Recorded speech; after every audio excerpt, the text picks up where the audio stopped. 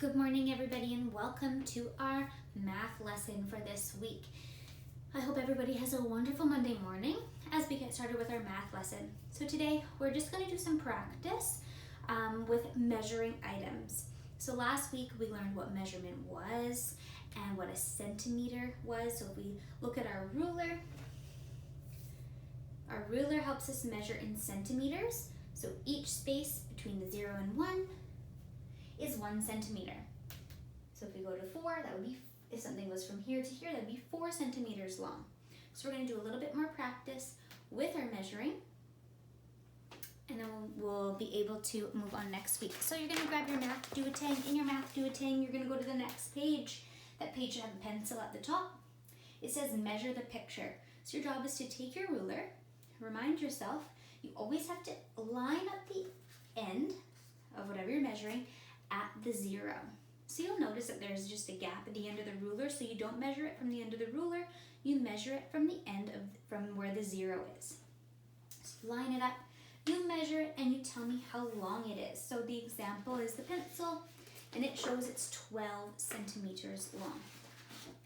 You're going to go down here, you're going to use your ruler, and you're going to measure the stapler and write in how long it is. Same with the cube, the clothes peg, the cylinder, and the eraser. On the next page, it's something a little bit different. Rather than using a ruler, we are going to use a centimeter grid, which means each one of these little squares that make up the grid is 1 centimeter tall by 1 centimeter wide. And that can help us measure items without using a ruler. So your job is going to be to tell me how long and how wide each one of these objects is based on our centimeter grid. So we'll do an example together. So each one of these squares is 1 centimeter by 1 centimeter. So you can count how long it is by counting the number of squares it takes up. So 1, 2, 3, 4, 5, 6, 7, 8, 9, 10, 11, 12, 13. So I would say my pen down here is 13 centimeters long. And now you have to say, how wide is it? Well, it only takes up one cube this way of my grid, so it's 1 centimeter wide.